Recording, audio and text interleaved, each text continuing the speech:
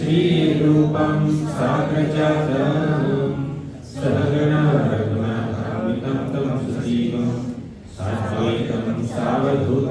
परिजन सहितं कृष्ण चैतन्य देवं श्री राधा कृष्ण पादान् सहगण ललिता श्री विशाखान्वितांश्च हे कृष्ण करुणा सिन्धो दीनबन्धो जगत्पते गोपेश गोपिकान्ता राधाकान्ता नमोऽस्तुते तप्त काञ्चन गौराङ्गी राधे वृन्दावनेश्वरी वृषभानुसुते देवी प्रणमामि हरिप्रिये वाञ्छाकल्पतरुभ्यश्च कृपासिन्धुभ्येव च पतितानां पावनेभ्यो वैष्णवेभ्यो नमो नमः नमो विष्णुपादाय कृष्णप्रेष्ठाय भूतले श्रीमते भक्तिवेदान्त स्वामिनिति नामिने नमस्ते सरस्वती देवी गौरवाणी प्रचारिणे निर्विशेष शून्यवादी पाश्चात्यदेशतारिणे जय श्री कृष्ण चैतन्य प्रभु नित्यानंद श्री अद्वैता गदाधर श्रीवासादि गौर भक्तवृंद हरे Krishna Krishna Krishna Hare Hare Hare Ram Ram Ram Hare Hare Hare Krishna reading from Srimad Bhagwatam chapter 3 chapter 12 text number 15 इत्यादिष्टः स्वगुरुणा भगवान् नीललोहितः सत्त्वाकृति स्वभावेन ससज्जात्मसमः प्रजाः इत्यादिष्टः स्वगुरुणा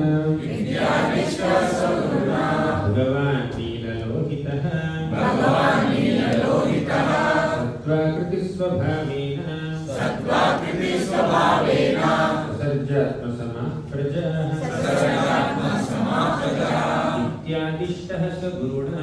इत्यादिष्टः स्वगुरुणा भगवान् नीललोहितः सत्त्वाकृति स्वभावेन ससज्जात्मसमः प्रजाः इत्यादिष्टस्वगुरुणा भगवान् नीललोहितः सत्त्वाकृतिस्वभावेन ससज्जात्मसमः प्रजाः इत्यादिष्टस्वगुरुणा भगवान् नीललोहितः सत्त्वाकृति स्वभावेन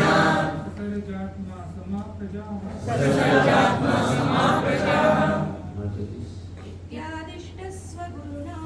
इत्यादिष्टस्वगुरुणा भगवान् नीललोहितः सत्त्वाकृति स्वभावेन ससज्जात्मसमः प्रजाः इति thus adishta being ordered swaguruna by his own spiritual master Bhagavan most powerful Neelalohitaha Rudra whose color is mixed with blue and red Sattva power Akriti bodily features Swabhavena and with a very curious mode of nature Sasarja created Atma Samaha like his own prototype Prajaha generations translation by his divine grace Vedanta Swami Prabhupada the most powerful Rudra whose bodily color was blue mixed with red created many offspring exactly resembling him with features, strength and ferocious nature. This is the purport. What's the protocol? Shall we read the next one? The son and grandsons generated by Rudra were unlimited in number, and when they assembled together, they attempted to devour the entire universe. When Brahma, the father of the living entity, saw this, he became afraid of the situation. Purport. The generations of Rudra, the incarnation of anger, were so dangerous to the maintenance of the universal affairs that even Brahma, the father of living entities, became afraid of them. The so-called devotees or followers of Rudra are also a menace. They are sometimes dangerous even to Rudra himself. Descendants of Rudra sometimes make plans to kill Rudra by the grace of Rudra. This is the nature of his devotees. Hare Krishna. I welcome all the devotees for today's morning Bhagavatam class. Today we are discussing from the 12th chapter of the 3rd canto of Bhagavatam. In this chapter, we see Lord Brahma's attempts to create this universe. The creator of the entire universe, or creator of multiple universes, is the Supreme Lord, Mahavishnu. When Mahavishnu breathes out, when he exhales, millions of Brahmandas emanate from his body. They manifest from his own bodily force. And Lord Mahavishnu also expands himself in the form of Garbhodaka Sai Vishnu and enters each and every universe. The Lord is the supreme creator, ultimately. As Krishna said in the Bhagavad Gita, Aham sarvasya prabhavo mattah sarvam pravartate iti matva bhajante ma buddha bhavasamanvitaha. Aham sarvasya prabhavo. Everything emanated from the Lord. In his form as Mahavishnu, Aham sarvasya prabhavo mattah sarvam pravartate. The Lord not only is the origin of everything, he pervades everything. He exists in everything. Everything exists in him and he exists in everything. This is another secret that Krishna has revealed in the 9th chapter of Bhagavad Gita, which we discussed yesterday. Krishna said in the Gita, Maya tatavidam sarvam jagadavyakthamurtina matsthani sarva bhutani nachaham teshvavasthita. So everything emanated from Krishna. He exists within everything and everything exists within him. Now you see, the universe existed within Mahavishnu's body. And when he exhaled, the universe came out of his body. Means everything existed within him. That's clear. And the Lord entered into each and every universe. As Garbhodaka Sai Vishnu. Means he is there within everything. Everything is there inside him and he is there inside everything. Is it clear? Because the Lord has multiple expansions. Sometimes this statement is a bit bewildering and confusing to many people. If the Lord is there inside everything, how can everything be inside him? If everything is inside him, how can he be there inside everything? That's a question. Answer is simple. The Lord has multiple forms. Here we just in the form of Mahavishnu, he is the abode of all universes. All universes existed within Mahavishnu. And as Garbhodaka Sai Vishnu, he exists within every single universe. Now let's enter the universe. One typical universe. In that, Garbhodaka Sai Vishnu lies on the Garbhodaka ocean. The Lord expands himself in the form of Garbhodaka Sai Vishnu and enters each and every universe. How many Garbhodaka Sai Vishnus are there? As many as there are number of universes. How many Mahavishnus are there? Only one. Only one Mahavishnu, who is also called Karanodaka Sai Vishnu. But there are unlimited Garbhodaka Sai Vishnus. When the Lord enters into the universe, he sees the universe empty. He fills half of the universe with his own perspiration and he lies down on that ocean as Garbhodaka Sai Vishnu. Now, from his navel, from Garbhodaka Sai Vishnu's navel, a lotus sprouts, the universal lotus sprouts. And this universal lotus is the abode of all the planetary systems within the universe. Means all the planetary systems and different species within the universe existed within Garbhodaka Sai Vishnu. Right? We are talking within the universe now. Everything existed within Garbhodaka Sai Vishnu before their manifestation. Now, Garbhodaka Sai Vishnu is the origin of this universal lotus And on top of that lotus, Lord Brahma is one. And to cut the long story short, I'm just going little ahead of the story. So Brahma creates different planetary systems in the universe. And he creates different bodies of different species, of different living entities in the universe. And within all those bodies, the Lord is there as Paramatma. He is an expansion of Kshirodhara Sai Vishnu, the third Purushartha. Everything within the universe is there in Garbhodaka Sai Vishnu.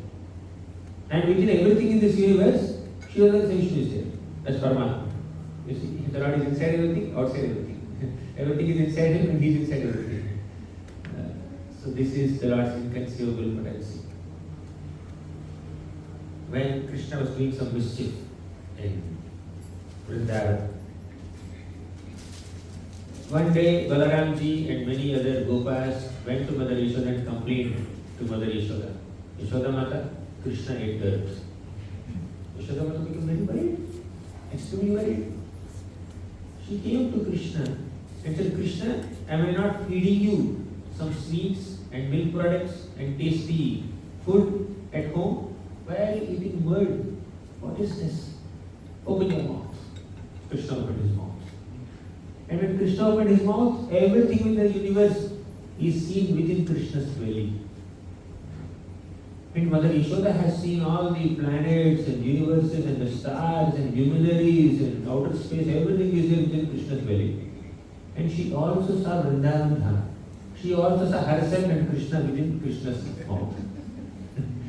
Okay. And Krishna is there in Vrindavan. Vrindavan is there in Earth planet. Earth planet is there within the universe, and the universe is there within Krishna.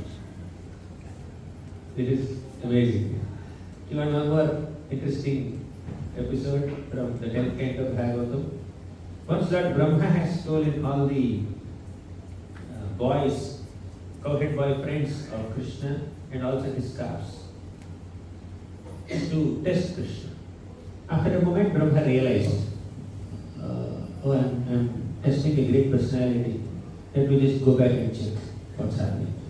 Within that little moment, 1 year passed in Earth planet. When Brahma came back, he saw all the boys and calves playing as usual with Krishna. Brahma became bewildered. Then he understood Krishna's potency. Krishna expanded himself into hundreds and thousands of Vishnumurti forms. And these Vishnumurti forms manifested the Gopa forms and calves. And later when Brahma came, all these calves and Gopas again became Vishnumurti forms and they all merged back into Krishna. So Krishna is the source of all these Vishnu forms and all of them went back into Krishna. And Lord Brahma saw this magnificent display of Krishna's majesty and he offered obeisances and said, my dear Lord, I am sorry. I have separated you from your beloved associates. I am really sorry. But when a child does a mistake, mother forgives, right? So in the mood of a mother, considering me as your child, please forgive. Krishna was a 6-year-old boy at the time. And Brahma is so huge with 4 heads. With his 8 eyes shedding tears, he's saying, I am your child. Who is child? Brahma is child or Krishna is child? Krishna looks like a 6-year-old boy. But this 6-year-old boy is the origin of Brahma and the origin of everything in the entire universe. And Brahma gave a logic. My dear Lord, I am like a child within the womb of a mother. Just few days back, or few years back, you showed the entire universe within your belly to Mother Yashoda. And I am there inside the universe. Universe is there inside your belly, I am inside the universe. Means you are like my mother carrying the child within her womb. When a child within the womb of a mother kicks the mother from inside, will the mother take an offense? Oh, my son is kicking, I will not give birth to the child. Will the mother say like that? Or even if I give birth, I will not feed the child. Will the mother say like that? So, Brahma says that, oh Lord, I am like your child within the womb and you are like my mother, you should forgive me. Everything is there inside Krishna and Krishna is there inside everything else. Krishna is there inside this universe, in Earth planet. And the universe is there within Krishna. And Brahma is also saying. And Brahma said, I am inside your belly, your womb. Brahma, he said this while standing in front of Krishna. Means Brahma is there inside Krishna, Brahma is there outside Krishna also. If Brahma can be there inside Krishna and outside Krishna, why can't Krishna be there inside Brahma and outside Brahma? Why can't Brahma be there inside everything and outside everything? This is the inconceivable nature of our Krishna. He is there everywhere. So that Supreme Lord, Krishna, has so many forms. Matsya, Kurma, Varaha, Vamana. Krishna said in the Bhagavad Gita, Sambhavami Yuge Yugi. Whenever dharma goes down, yatra yada yada hi dharmasya glanir bhavati bharata abhyutthanam dharmasya tadatmanam sujamyaham paritranaya sadhuna vinashaya chatushrutam dharma samsthapanarthaya sambhavami yuge yuge. To establish dharma, I appear in multiple forms in different yugas. So it's very evident. Krishna said this. So in different forms, the Lord does different activities. One of the most popular and powerful forms of the Supreme Lord is Mahavishnu. And Mahavishnu is the origin of the entire universe. And when he entered the universe as Bhagwatam Vishnu, from his navel, the universal lotus sprouted and Brahma appeared there. And what did Brahma do after his appearance is described in this chapter, 3rd canto, 12th chapter. So, Lord Brahma appeared on the lotus. Just imagine you are sitting in a flower. Did you ever sit in a flower? Inside a flower? There are so many flowers here. Can anyone sit inside a flower? Although the flower is so big, we don't generally see people sitting inside a flower. But Brahma sat in the flower.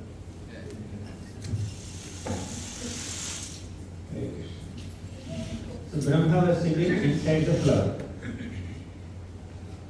And he was seeing what's there around me. Nothing was there.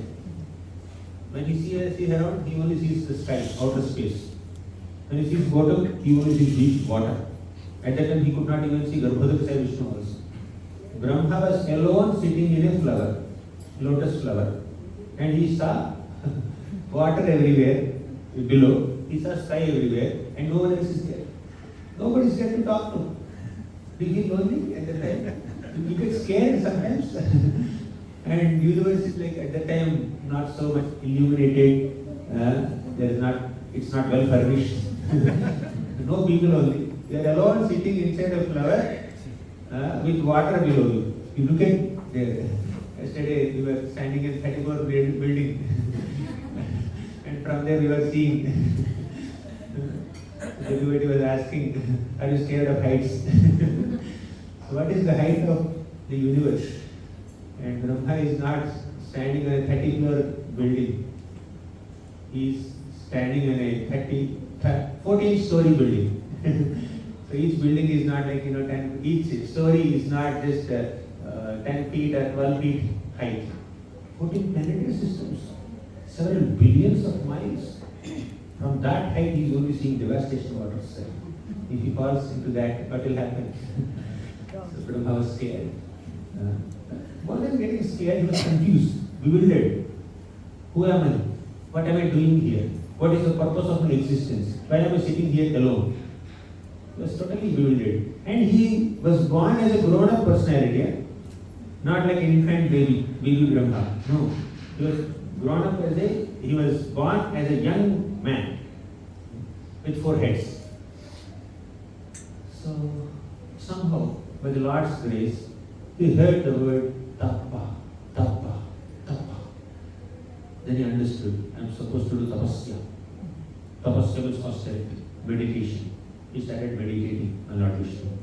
And how did he get that inspiration to meditate on the Lord? Just by hearing the word tapa. You are sitting alone, bewildered, in a dark room. Somebody says tapa. You immediately understand what are you supposed to do? But Brahma understood. As Lord Vishnu clarifies later, it is by the inspiration of Lord Vishnu Brahma understood what he was supposed to do while sitting alone on this lotus flower. So Brahma meditated on the Lord for 100 years. And finally Brahma could take the darshan of the Lord. He found Garbhotra Vishnu lying there. Huge form. Like universe, the width of the universe, the diameter of the universe is like several billion miles. And Lord Vishnu is as big as the universe. He was lying on a good full snake bed which is covering half the universe, right? So Brahma saw the beautiful form of Garbhotra Vishnu. Preksham Kshipantam Haritopaladre Sandhyabharani Urupamurdhana. So he saw the beautiful form of the Lord like a coral mountain decorated with so many flowers and garlands. It's like gardens on the Lord's body, which is like a mountain. So from there he offered beautiful prayers to the Lord. And Lord Vishnu, in response to the prayers offered by Brahma, he said that the inspiration to offer prayers came from me. You are inspired to offer prayers to me. You are inspired to meditate on me for 100 years. All that inspiration came from me only. Without the Lord's inspiration, we cannot even offer prayers. Without the Lord's empowerment, we cannot even worship the Lord. So Brahma was inspired by the Lord. And the Lord and Brahma offered so many prayers. Let's discuss one or two prayers before we enter this episode of Brahma's creation. Brahma said, Tvam bhakti yoga paribhavita hritsaroja asya srutekshita patho nanunatha pumsam yadyadhiyata urugaya vibhavayanti tattattva buhu pranayase sadanugrahaya Tvam bhakti yoga paribhavita hritsaroja. When our heart is completely filled with the devotion unto the Lord, and we worship the Lord, when we hear about the Lord, hear Srimad Bhagwatam, then what happens is, the Lord enters through the ear holes of such a sincere hearer, and through the ear holes which are like door, the Lord enters the home, which is heart. Heart is the home, ear is the door. Through this door, the Lord enters the home. When you hear Harikatha, when you hear Srimad Bhagavatam, the Lord enters into the ear holes and sits in the heart. Asesru tekshita patho nanunatha pumsam yadyadhiyata urugaya vibhavayanti tattattva buhu pranayase sadanugrahaya. And the Lord reciprocates with his devotees. The Lord blesses his devotees in a form that they like. If you like to worship the Lord in Lord Ramachandra's form, the Lord will reciprocate with you as Ram. You like Krishna's form, the Lord will reciprocate you as Krishna. You like Vrindavan Krishna's form or Dwarka Krishna's form, then the Lord will reciprocate in those forms. Vrindavan Krishna is very sweet and innocent. Dwarka Krishna is very majestic and opulent. Whatever may be your mood, the Lord will reciprocate according to that mood. You like Varahadevi's form? Yes, the Lord is happy to reciprocate in Varahadevi's form. Different devotees worship the Lord in different forms. Some devotees like Narasimhadeva's form. The Lord reciprocates with them as Narasimhadev. In this way, Brahma glorified the Lord's reciprocal nature in various ways. And Brahma also offered praise, O Lord, please empower me with the ability to create this universe. By your mercy, I am enlightened about my own duty. I understood my duty now. What is my duty? Earlier he was confused. When he was born, sitting on the lotus that sprouted from Garbhotra Vishnu's navel, Brahma was confused. He was bewildered. He could not understand his own identity. But later he understood. What was his identity? I am Brahma. I am supposed to be creating this universe. I am a servant of Lord Vishnu. Now I need some ability to do this service of creating the universe. So Brahma's ability to offer prayers to the Lord came from the Lord. And Brahma's ability to create the universe also comes from the Lord. Lord Vishnu heard Brahma's prayers. Brahma said, "Oh Lord, please empower me with the ability to create. Please help me with the necessary contemplation where I recreate the universe which existed earlier also." It's not that Brahma is creating the universe for the first time. In the previous lifetime of Brahma, or in the previous creation, another Brahma has created the universe. So let me create this universe the way it has been created earlier by your empowerment. And Brahma is seeking empowerment for this service, but Brahma also says that if I do this service nicely, I may become proud, or I will become proud. Please protect me from that pride. Please protect me from being proud of my accomplishment of creating this universe. We need to understand that when we do some seva, that is only by the sanction of the Lord, by the mercy of the Lord, by the inspiration given by the Lord. Inspiration to render service and ability to render service, both comes from the Lord. So the credit should go to Him only. But if we become greedy to take credit for our accomplishment of doing some service to the Lord, then we are not being grateful for the empowerment received. Brahma understood, "Oh Lord, I will be able to create this universe only by your empowerment, and when I do this service nicely, I should not become proud. Please protect me from false pride." So these are the two main requests of Brahma in his prayers, apart from so much of glorification of the Lord. Now Lord Garbhodakasaya Vishnu started speaking to Brahma. "Brahma, whatever you have been praying for has already been bestowed upon you. You are praying for some ability to create all the planetary systems. Yes, you are empowered. Please do it. You can do it.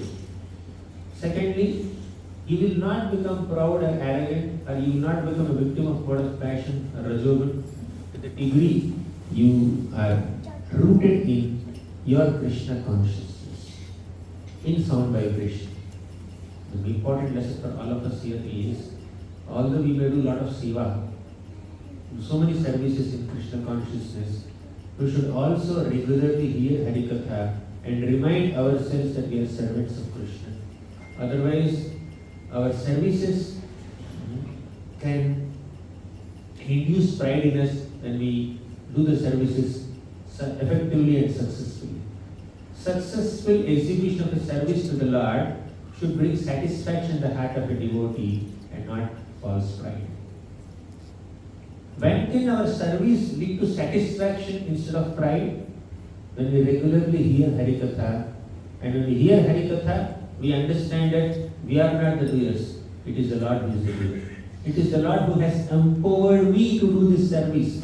It is the Lord who has given me this opportunity to do this service. It is the Lord who has given me this inspiration to perform this service. So, I must be grateful for this opportunity, and I must transfer all the credit of my accomplishment to the Lord, not be greedy to take that credit. This is the mode of a servant of the Lord. Srila Prabhupada, he accomplished so much within one decade as a very, very elderly person. He traveled across the globe several times and he established so many temples and inspired so many people in the path of Krishna consciousness and Bhakti Yoga.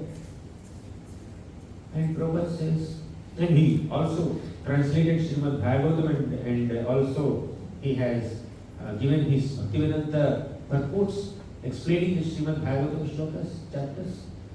Despite accomplishing so much, what did Srila Prabhupada say?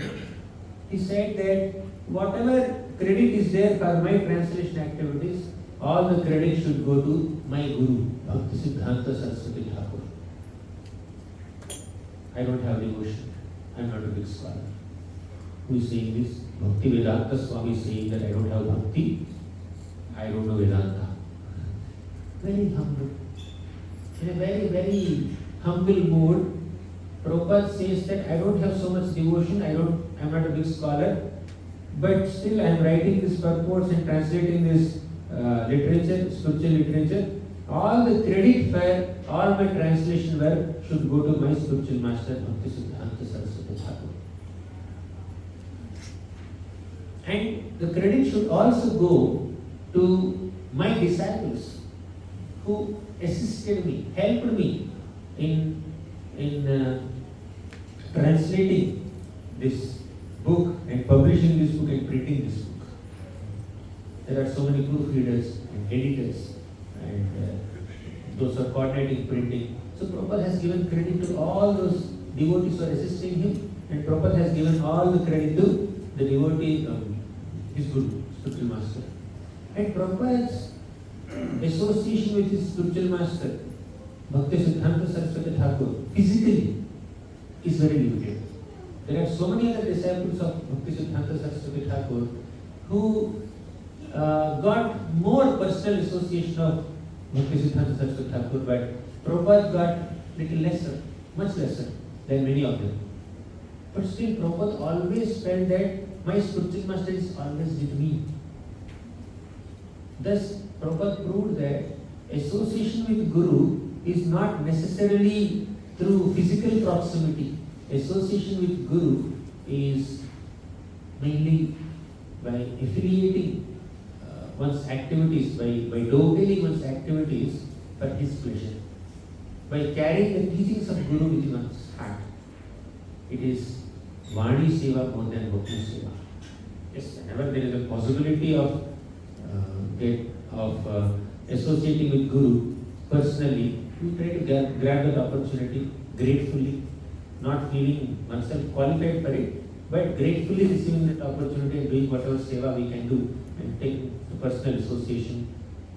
And Guru is directly giving a class, you can have the opportunity to sit in front and hear in person.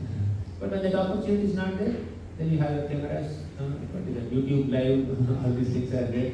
So that's another way of taking association.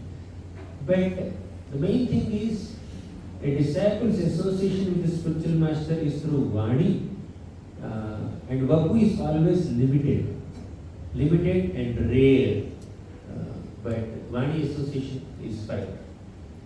So Prabhupada always felt that my Guru, Bhaktisiddhanta Saraswati Thakur, is always with me. And there's absolutely no pride. When you transfer credit of your accomplishments to the Guru Parampara and the Supreme Lord and all the Vaishnavas who helped you, then where is the question of pride? Similarly, in this current context, Lord Brahma is saying that, oh Lord, let me not become proud and arrogant for my accomplishment of doing this service, of creating this universe. Whether it is creating the universe or creating a garland, there is a possibility of becoming proud. See, our God is a beautiful garland, amazing garland.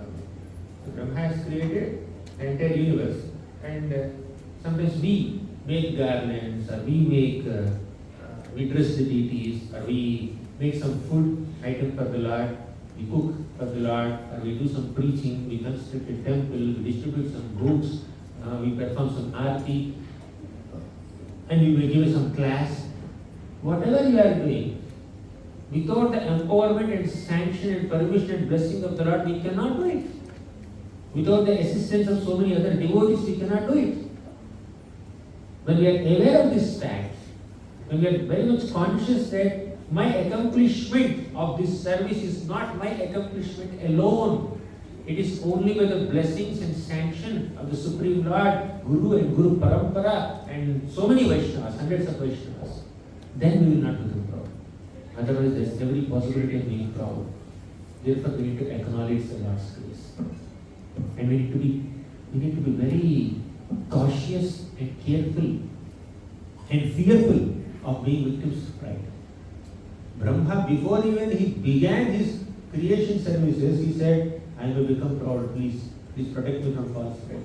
Please protect me from false ego. And the Lord said, you hear Harikatha, means you be absorbed in my teachings. When you are rooted in the teachings of the Supreme Lord and Guru, then there is no deviation, there is no distraction, there is no ego or pride. But as soon as we get distracted or deviated from the teachings of Guru, all this false ego and false pride can overwhelm us. That's what Brahma is teaching us. And that's what Prabhupada is teaching us. That's what so many acharyas in this Vaishnava Parampara taught us. Now, Brahma began his creation. After being empowered by the Lord, Brahma began his creation. Then, first, Brahma created 5 kinds of designs. Sasarjangre dhatamishram athatamishramadikrit mahamoham cha moham cha tamasya jnanavrittayah. Brahma has created 5 kinds of designs.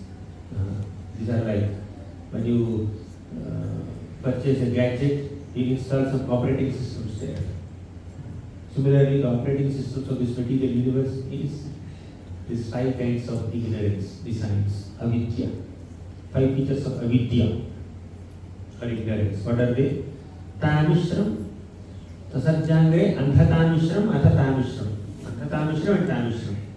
Moham and mahamoham. Then tamas. So, tamas means ignorance of our own original spiritual identity.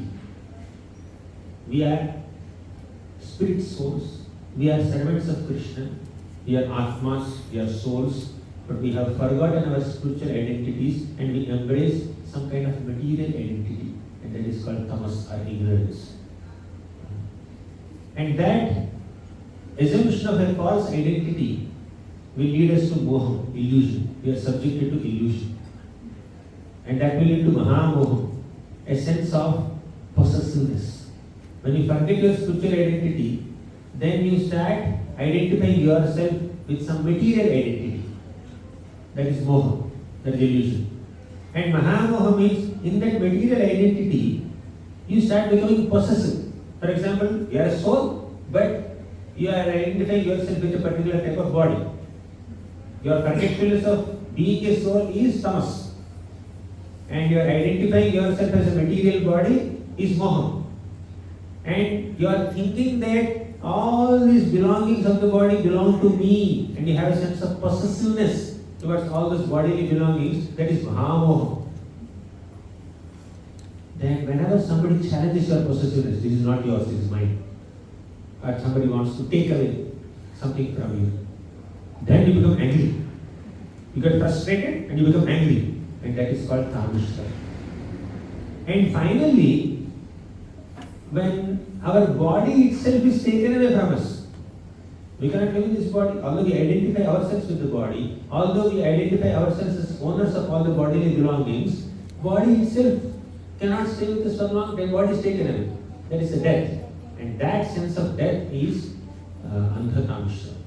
But tamas, moham, mahamoham, tamishram, andhatamishram. 5 features of designs. Tamas is ignorance of your original spiritual identity. Moham means you assume a new bodily identity. Think yourself as some material body. That is moham. And mahamoham is possessiveness. All these bodily belongings are mine. That is mahamoham. And whenever somebody challenges your possessiveness over something, then you become angry. That anger is tamishram.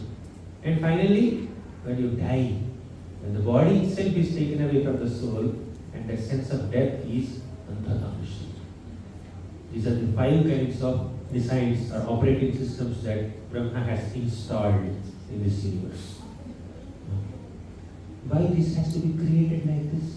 Why Brahma has to create these 5 features of designs in this way to trouble us, to induce that forgetfulness of our spiritual identities, and make us assume so many material identities. Why Brahma has to do all this? That is the seva. Sometimes a devotee may have to do some service which is not very pleasant to other people or to his own self. There are some strict devotees, or devotees are supposed to exhibit some kind of strictness in correcting other devotees, or in implementing certain policies, or keeping an attendance register and then marking who is coming and who is not coming, or checking papers in your exams and then cutting down some marks when you do some mistakes, right? So, a devotee wants to give 100 out of 100 to whoever writes the exam. But when there are some mistakes, it's obliged to cut down some marks.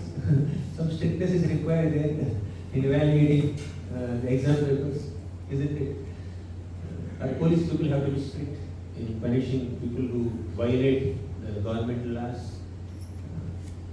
Similarly, Brahma also has to do this service of creating these 5 kinds of avidya.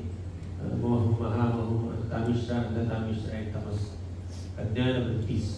5 features of ignorance or designs. So Brahma created this as a matter of duty because this universe is meant to house those souls, those conditioned souls who forget their spiritual identity or who want to forget their spiritual identity and explore material pleasures. To house them, Brahma has to create this. For example, somebody is in a prison cell. Somebody is in a prison cell, and all the people who are maintaining that prison cell have to ensure that those who enter that prison, all the criminals, must be punished in various ways. It's not that they take pleasure in doing it, it's their duty to do it. Similarly, Brahma is not taking pleasure in creating these 5 kinds of, installing these 5 kinds of viruses or operating systems in this material world. But it is his duty. Because the universe is supposed to house conditioned souls who forgot their spiritual identities or who want to forget their spiritual identities. Therefore, Brahma created. But he felt very guilty. He felt very bad. What am I doing? Someone has to show me time. I don't know how long this is taking. Till 9. I think it's 8:25 now. So, Brahma created these 5 kinds of designs, and later he felt very guilty, very repentant. He wasn't comfortable. All that as a matter of duty, I created these 5 features of designs. I'm not very happy. He felt guilty. Then he created 4 Kumaras with Vidya potency. First he employed avidya potency to create these 5 features of design. Then he employed Vidya potency to create 4 exalted, effulgent personalities called the 4 Kumaras. Sanat Kumar and his brothers. Then he ordered them, my dear sons, please increase the population of this universe. Why population in the universe has to be increased? Earlier Brahma was alone. He was happy. Later he found one person beyond him. That is Vishnu. Only Brahma and Vishnu both are together. They could have happily stayed. But Brahma installed operating systems and created 4 Kumaras.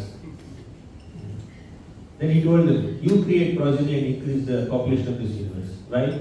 Basically, procreation or creating people, creating population or giving birth to people is not a matter of sense gratification. It's a seva.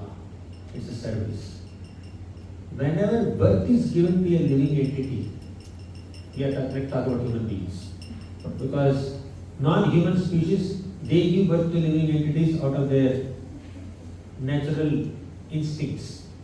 There is no plan, there is no strategy, there is no mood or consciousness involved there. They just give birth because of their instinct to enjoy an essential thing. But human beings are meant to be more responsible, and human beings give birth to more human beings. The mood there is seva, service. What is that service? By doing this service of procreation or creation or giving birth to a living being, another human being, I am giving an opportunity to this living being to take a human form of life and pursue spiritual life and perform bhakti yoga and perfect one's life and go back to God. Because human life gives the opportunity to living entities to perform bhakti yoga, worship the Supreme Lord, and ultimately attain the path of self-realization. Ultimately attain the lotus feet of the Lord. Human birth gives that opportunity, not other births. But still, because of the karmic baggage of different living entities, they are supposed to take birth in different species according to the development of their consciousness. Some people are supposed to be taking birth as human beings, and some living entities deserve to take birth as animals or snakes or aquatics or birds or trees or multiple species. 84 lakh species are there. So these living entities, because of their karma, because of their fruitive baggage, they are meant to enter certain species. And Brahma is meant to create those species. And of all these species, the best is human being species. And this human species get an opportunity to perform bhakti yoga, to follow spiritual practices, and eventually go back to God. Right? So, giving birth to another human being, or any living being for that matter, is only to enable the living being to progress towards the lotus feet of Krishna. Even non-human species also must be created because of their past activities, they are supposed to enter this non-human species. But after entering the non-human species, they will evolve from lower species to higher species, and even higher species. Eventually, they will come to human species, and there they will get an opportunity to perform bhakti yoga.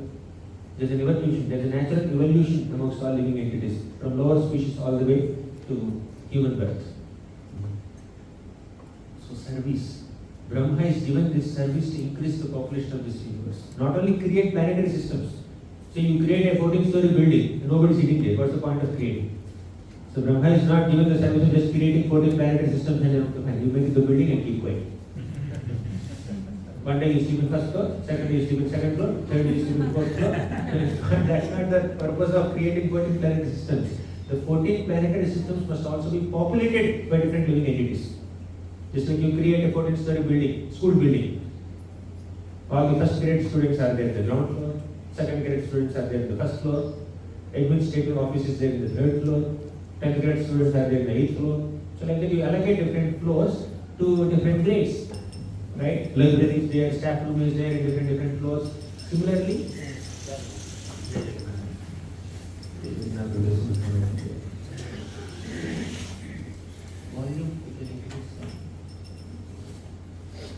Similarly, Brahma also creates this universe with 14 planetary systems, and his project now is to populate these 14 planetary systems with various species of living entities. And to populate this universe with different species, he needs assistance. He first creates 4 Kumaras, and he tells the 4 Kumaras, my dear 4 Kumaras, you procreate, you take it further. Basically, some delegation, some empowerment is required. You can't do everything on your own. When you're a manager, you're supposed to empower few other younger managers and train them, empower them, delegate things to them so that they can carry out. You cannot do everything. That's what Brahma is doing. So he created 4 Kumaras. 4 Kumaras said that, no, we will not assist you in increasing the population of this universe. We will become brahmacharis. First attempt Brahma. Brahma is trying to delegate the service to some first created beings. They said we will not do. Those who are in management can understand this. You are a manager, you have taken up some responsibility, and you identified few people and you want to delegate few responsibilities to them, and they say we will not do it. What's your what will be your mood, your response to it? So Brahma also felt very disappointed. The first thing that the 4 Kumaras have ever done in their life is rejecting the instruction of their guru, their father Brahma. But for a glorious purpose. Because 4 Kumaras are meant to be Vasudeva Parayana, they are meant to be dedicating their lives to Vasudeva. They said, no, let us remain brahmacharis. Not just brahmacharis, we want to remain as kids. 5-year-old boys, not even wearing clothes.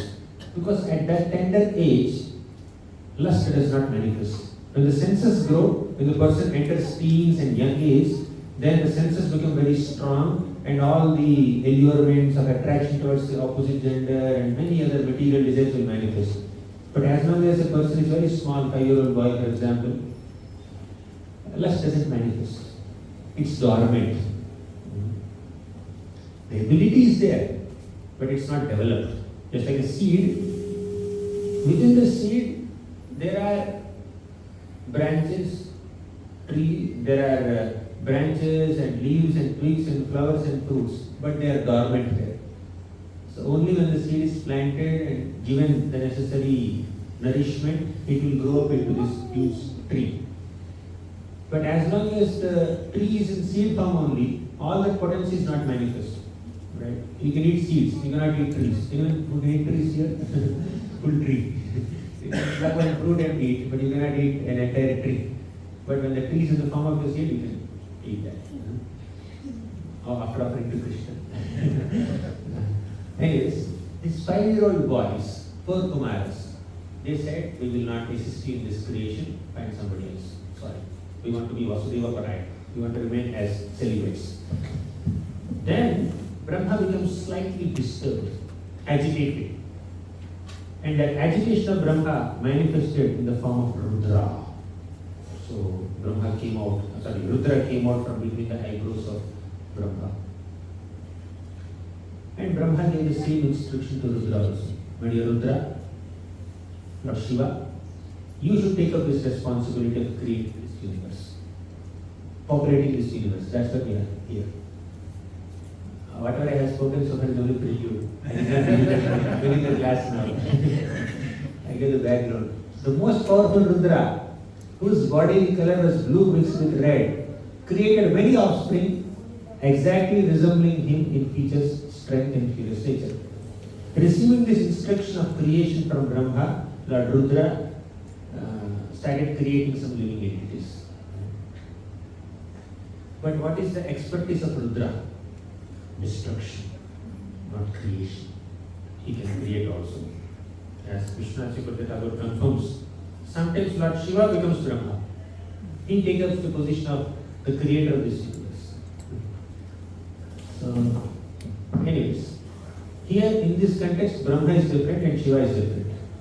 Shiva did not take the role of Brahma. But Brahma told Shiva, you create. But Shiva is expert in Laya, not Srishti. In this current creation. But he got this service of creation, so he created people who are expert in destruction. Just like you are making arrangements for a program. The program is there, you have kept Vyasasana, you have kept mic, sound system, you have got put some mats, you switch on lights. So you are expert in arranging for the program. There is another expert, wind up expert. As you are rolling the mat, he starts winding up the mat, rolling it down.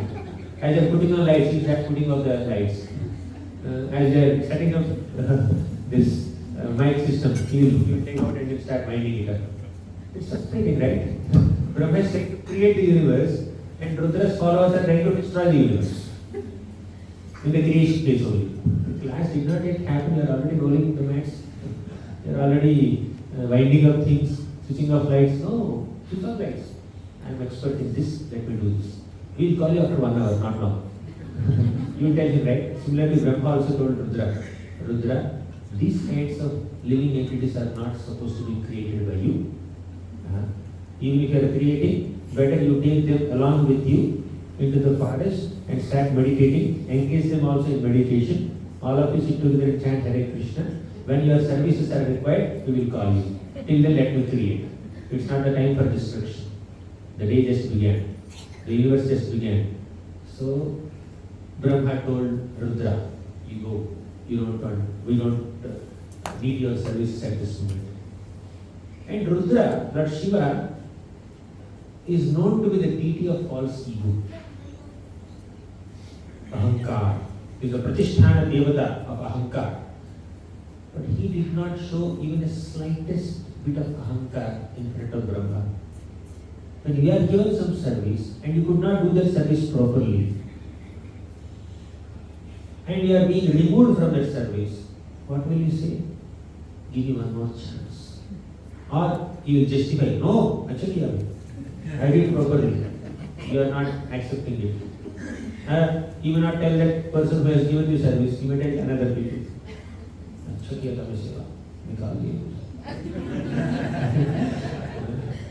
You feel disappointed, right? Your ego may get hurt. Or at least you will bargain, give me one more chance, I will do it. But Shiva did not say anything like that. Shiva told Brahma, my dear Brahma, you have given me this service, I did it to the best of my ability, but somehow the services did not meet your expectations. So you are asking me to go and meditate, I will do it. Yes, create. Then Brahma has to create again. He created 10 sages. And he empowered them with the ability to create.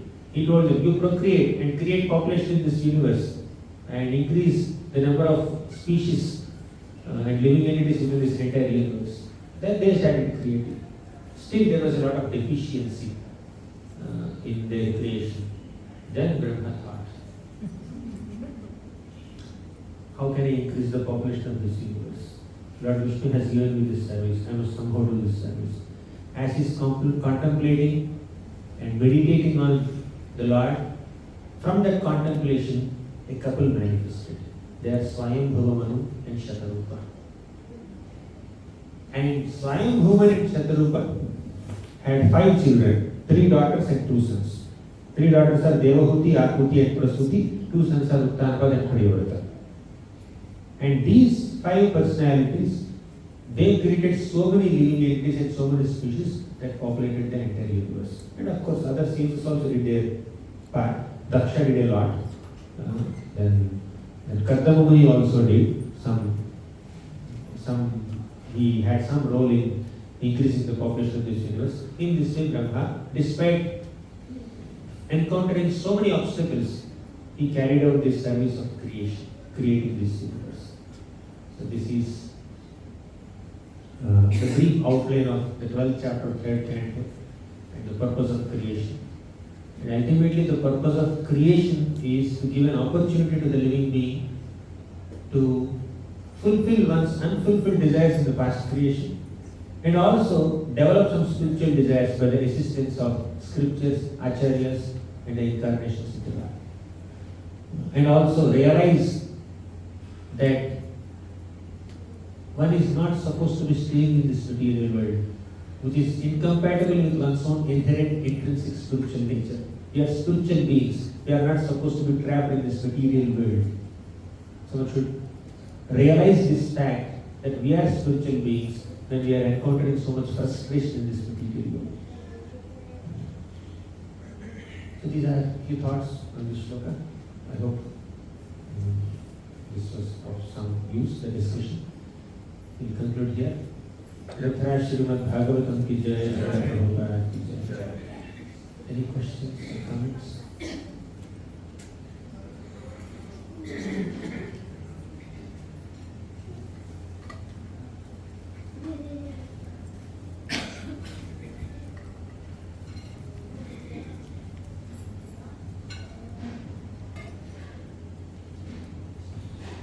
Hare Krishna.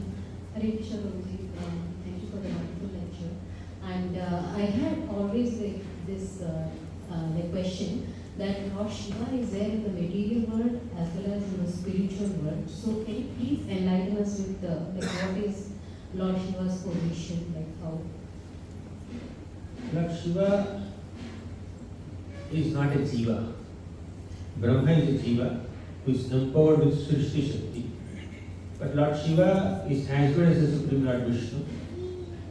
And Brahma Samhita says that Kshiram Yathadadi Vikara Vishesha Yoga.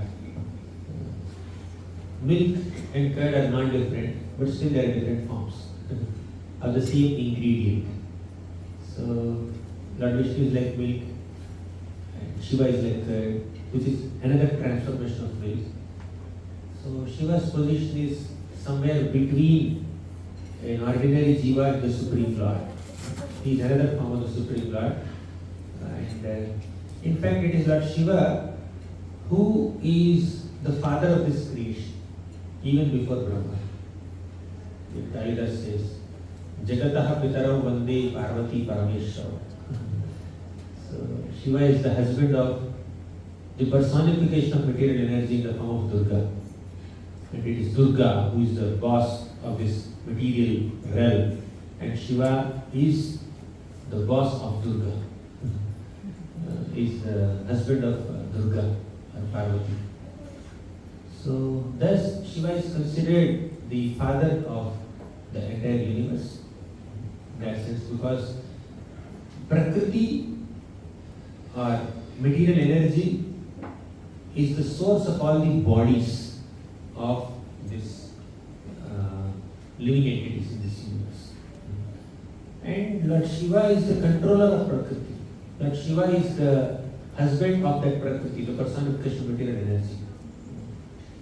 He is another form of Lord Vishnu in controlling that material nature. So that is his position. And he is there in the spiritual world, as you said.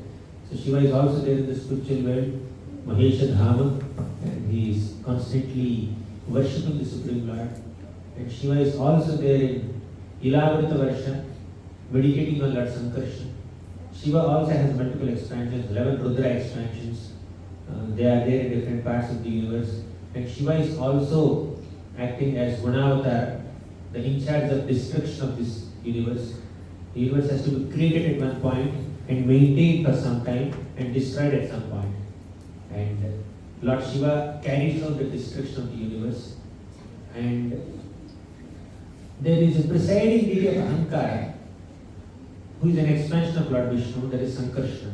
And Lord Shiva is a devotee of Lord Sankarsana. He is also the presiding deity of Ahankara, who is like the second presiding deity of Ahankara, who carries out the destruction on behalf of Sankarsana. Is that you? Yeah. And Prabhu, like, who is Sadashiva? Sadashiva, I think, is originating from Karnodaksha, Vishnu, and somewhere. Originating from? Sadashiva. Like Karnodaksha, Vishnu, or yeah, I'm not sure. Like, can you please? Shiva Tattva is little difficult to comprehend. Within Bhagwatam it is not elaborately described. Even Bhagavad Gita also hardly gives any details.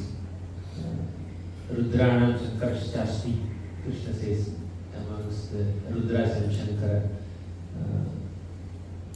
Sadashiva is there in the Mahesha Dhama. That's what we have heard, but I don't know more details. Okay.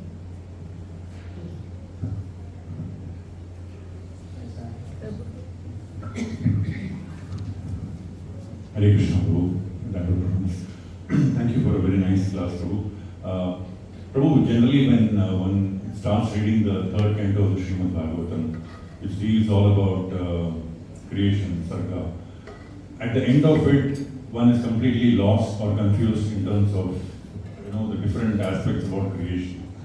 And while you clearly elucidated it very wonderfully, but then as a reader, when one goes through it, the different combinations of the elements and how ego is created, mode of goodness is created, that leaves one very confused.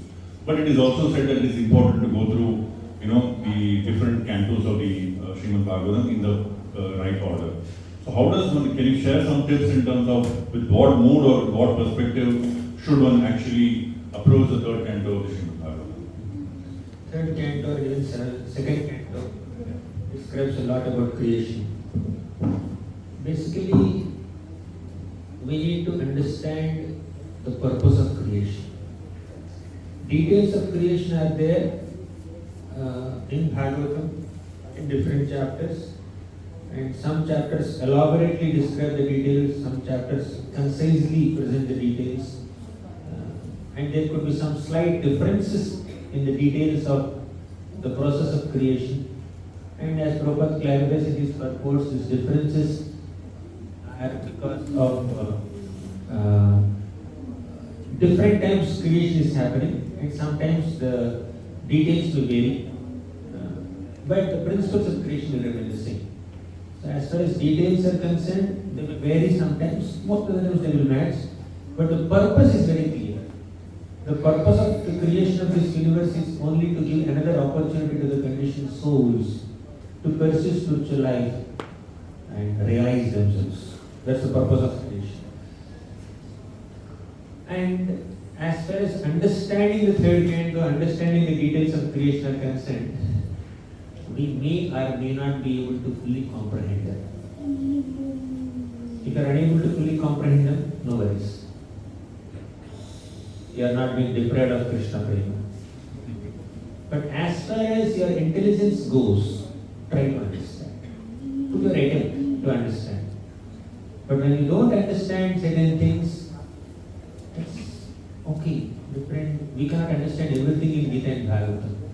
Although Krishna said in Bhagavad Gita, Asamshayam samagram mam yatha jnasati tatsrup, by you hear, you will understand everything about me.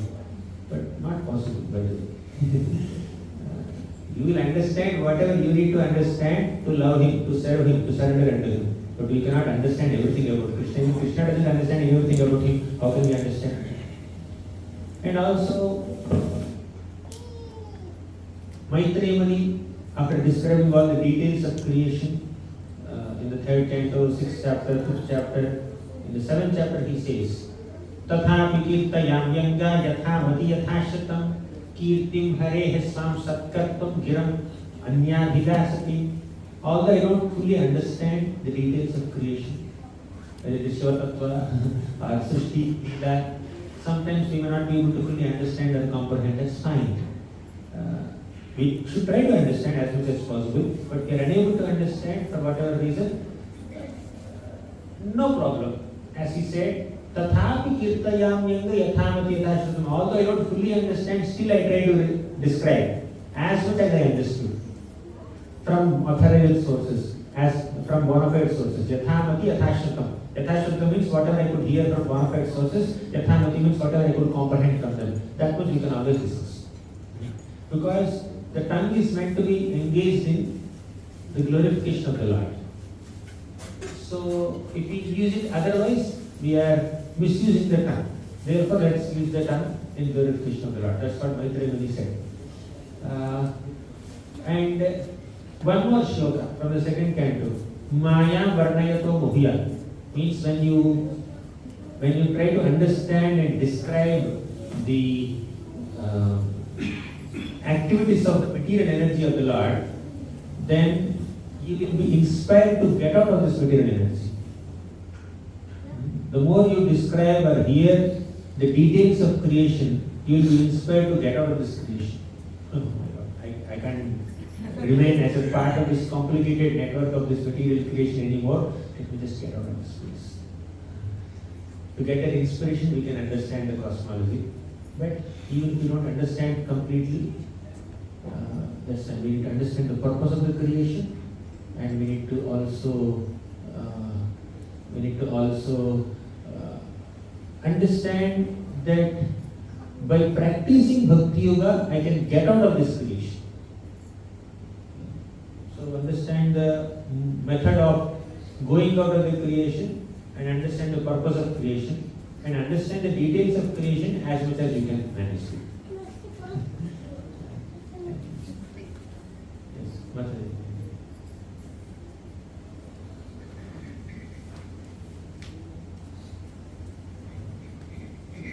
Mr. Prabhu, thank you for the wonderful class. You mentioned false ego, and is there a concept of real ego, and what is the difference between the two? Yeah. Ego is basically a sense of identity. When you say false ego, when we have false sense of identity, it is called false ego. Identifying oneself as brahmachari, grahastha, vanaprastha, sannyasi, brahmana, kshatriya, vaishya, shudra, human being, non-human being, Indian, American, doctor, so many professor, engineer. All these are temporary identities imposed upon the spirit soul. You can switch off the mic. Imposed upon the spirit soul. And that kind of superimposed temporary material identities or designations on the soul, they are false ego. We need an identity in this world. Even while living in this material world, we need some kind of identity. I'm an actor, I'm a doctor, I'm a brahmachari, I'm a grahastha, some ashram status, some varna status, some nationality status. So all these statuses are required. But when we overly identify ourselves with those temporary designations and become proud and become arrogant or become envious or become victims of inferiority complex or superiority complex because of our high or low identities, that is called false ego. But the real ego is the real sense of identity. What is the real identity? The servants of Krishna. Jiva Swargahi Krishna Nityadas. In short, the answer to your question is false ego is the bodily designation. True ego, real ego, is our eternal position as servant of Krishna. Jiva Swarupa Krishna Nityadas.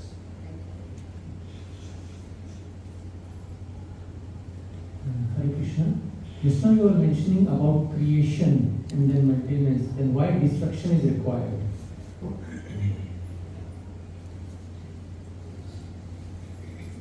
We go to the office in the morning. You open your laptop. You unlock your cabin. You open your laptop. You switch on the lights. You switch on the ACs. You work for 8 hours. After the 8 hours, you need to close your drawers. You need to stop your laptop. You need to switch off the lights and all, right?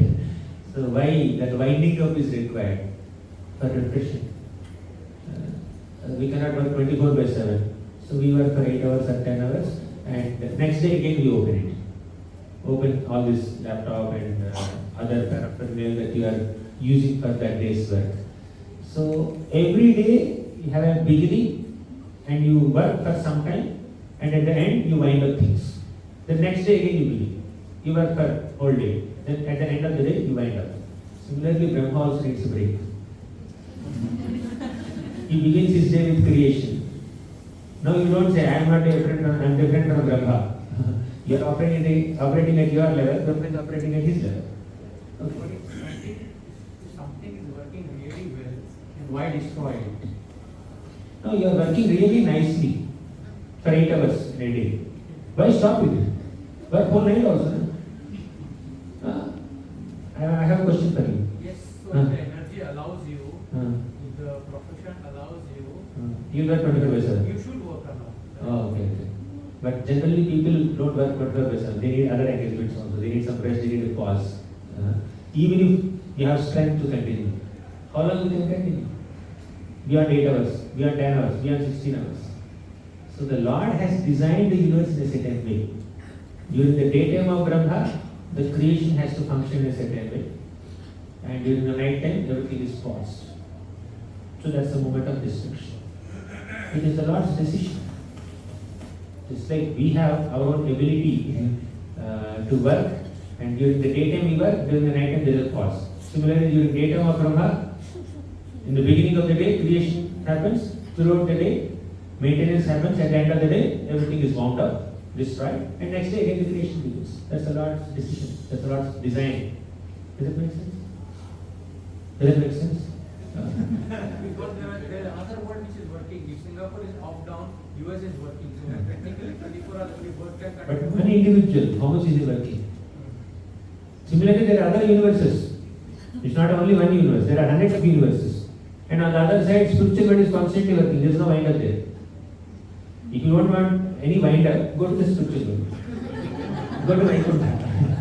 24/7, service to Krishna. But material world, there is a pause. There is a day, there is night. There is a work time, there is a pause time, there is a rest time. There is creation, there is destruction. Bhuta bhuta praliyati. Material world is subjected to creation and subjected to destruction. Everything in this material world has a beginning, has an end. If you don't want this to happen, go to the spiritual world. Go to Vaikuntha. You know the way how to go to Vaikuntha, right? Chant Hare Krishna. Go to Goloka. Then all your desires will be fulfilled. You may think everything is functioning well, nicely created, but nothing is nicely created here. It's created only to give enjoyment. Created only to give problem to us and give a false sense of enjoyment to us. That has to be paused. That cannot continuously happen. Otherwise, we are an illusion. Oh, this material world is great. No? Does it answer your question? Sure? 100%? Not 100%. Okay, tell me what is that way. No, I don't have a question again. You don't have a question. Thank you. All questions are answered when you go to spiritual world. Yes. Hare Krishna. Prabhu, my question is, you mentioned like Lord Shiva did become angry or frustrated when service was taken away from him. But what I'm experiencing is Shiva is not frustrated with you. no, he's not frustrated. That's what I'm saying. When service was taken away from him, but as per my experience, we hear Srimad Bhagwatam, Bhagavad Gita, then we realize that we shouldn't develop these anarthas. But when situation comes, we fall down, we become angry or become greedy. Then again we realize after some time we should not have done that. So this cycle is keeping happening again and again.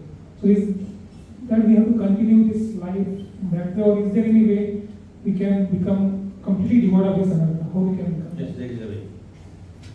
There is the way. Nashtaprayeshu abhadreshu nityam bhagavata sevaya bhagavatyuttama shloke bhaktir bhavati naishkiti. All these anarthas like envy, greed, pride, etc. exist in our hearts because of our unsteady practice of devotional service. Abhadras, all that envy, greed, pride, arrogance, they are abhadras, inauspicious tendencies within the hearts of living entities. But all that will be destroyed when you do nityam bhagavata sevaya. Nashtaprayeshu abhadreshu nityam bhagavata sevaya. When you regularly hear Srimad Bhagavatam, anarthas will be destroyed. Then bhaktir bhavati naishtiki, our anishtita practice of bhakti, unsteady practice of bhakti will become steady practice. Bhakti bhavati naishtiki. Earlier it is anishtita, it becomes nishtita now. Steady bhagavata sevaya. So this sloka we must have recited hundreds and thousands of times, but we need to meditate on this meaning. Nityam bhagavata sevaya, by regularly hearing Bhagavatam class, regularly studying Bhagavatam, bhaktir bhavati naishtiki, our bhakti will become nishtita, means steady. When the steadiness of practice comes, anarthas are gone. Nashta prayeshu abhadreshu.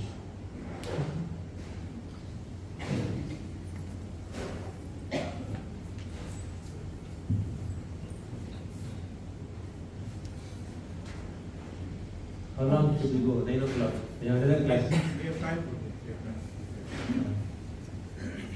Yes, Prabhuji. This is working. Yes.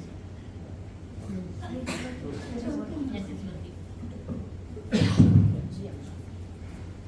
My question was again related to Lord Shiva and Mata Parvati. Is Mata Parvati Jivatma? She marries Lord Shiva. So is she from the material world, or like anybody can become Mata Parvati? No. We can't become Parvati. Mother Parvati or Sati or Durga, multiple names she also has, and Shiva has different names. She is the personification of the material energy of the Lord. The Lord has spiritual energy, the Lord has material energy. Spiritual energy is personified in the form of Srimati Radharani, Devi Prakriti Mashritaha. Mahatma Anastu Mahampatha, Devi Prakriti Mashritaha. The Devi Prakriti is Srimati Radharani. And Krishna also says, Mama Maya Duratyaya, My Maya. That is Parvati. So the personification of material energy is Parvati, the personification of spiritual energy is Srimati Radharani.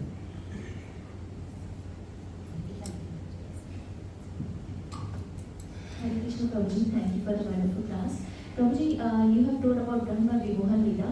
So when Brahmaji was originated from the lotus sprout, then he prayed to Krishna that please, since I am going to do this passionate work, so let me not get the proud. So then Krishna, he said, responded that you have to continue with the Harikatha. So what exactly went wrong when he got the proud? That's a brilliant question. Although Brahma offered this prayer to the Lord, may I not get distracted from your transcendental teachings, may I not become proud or arrogant or egoistic, but still Brahma tested Lord Krishna by stealing his calves and his Gopa friends.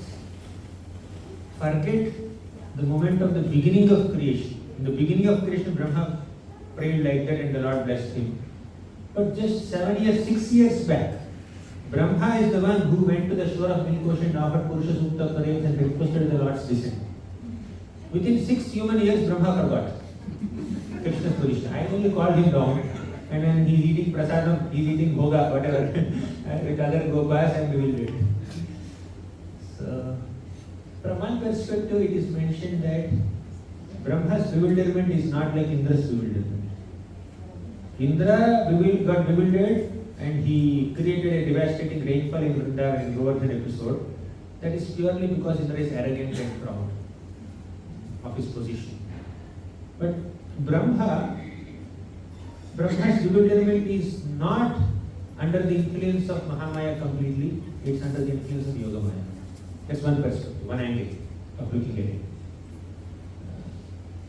And that also facilitated Krishna's spending time with all the motherly Gopas of Vrindavan and experiencing their Vatsalya Bhava because they desired to experience the position of Mother Yashoda and want to serve Krishna the way Mother Yashoda was serving Krishna. So that's one perspective. From another angle, we need to see although somebody is in the position of Brahma or Indra or whatever, there's always a scope for bewilderment. There's always a possibility of getting distracted from one's own devotion to the Lord. Therefore, we need to be careful. And I'll quote another incident where Brahma is bewildered. Once the four Kumaras asked Brahma a philosophical question. What's the connection between mind and senses and other things? Then Brahma could not answer that question. Simple. Brahma was personally enlightened by Lord Vishnu. He spoke Chitishloki Bhagavatam. And Brahma was enlightened by the Lord. Tere Brahma Hridayadikavaye Muhyamti Swayaha. But still that same Brahma could not even answer a small philosophical question by the four Kumaras. It is because of his over-absorption in certain creative functions. When we are too caught up in dealing with material energy, although as a part of service of the Lord, still there is a possibility of getting distracted or at least temporarily disconnected. So we need to be always rooted in hearing Harikatha. Then we can remind ourselves. It can happen to anybody. So that's the message that Brahma Vimohan Leela gives us. If a personality like Brahma can get distracted, what to speak of us, we can also get distracted. Sometimes we may not be able to answer a question because we don't know it. But he knows it. But still he could not answer because he forgot it. It's not just a function of memory. Forgetfulness is not just a function of memory. The understanding itself is not there. The understanding itself got slackened. So sometimes you may not be able to repeat something verbatim. But you have the understanding, you can paraphrase and always explain things. But Brahma could not answer the question of four Kumaras because he was affected by too many creative activities. That's what Acharyas described. So if that can happen to Brahma, it can happen to us also. And another important message in this Brahma Mohan Leela is, after Brahma offered prayers to Lord Krishna, he went back and he felt guilty. Why did I do such a grave offense to the Lord? Then Brahma went to a place called Antardvip and he meditated on the Lord for a long time. Then Lord Krishna appeared in front of Brahma in the form of golden Gauranga and said, now you have such a high social status as the creator of the universe. In my next incarnation as Lord Gauranga, you will be deprived of this social status. You will become humble. You will become Haridas Thakur. You will be born in a Vekshar Yavana family. Then in such a humble state of mind, you will be able to constantly chant the names of Krishna. So Brahma Vimohan Leela also gives us an important lesson that we will understand the Lord, we will understand the glories of the Lord only when we have a humble state of mind. When we over-identify ourselves with our material designations, we won't be able to understand the glories of the Lord. So these are a few thoughts. So it's 9:10. We have 9:30 another class. Sure. What's the next time for next class? 9:45. And after that, again, I have to speak to us. We'll meet in half an hour. So Hare Krishna, Prabhu, Mataji's. I think a lot of devotees have so many questions. Devotees came up to me yesterday saying that I want to read all of Prabhupada's books now, just by hearing his class. But I think we need to respect his time and space.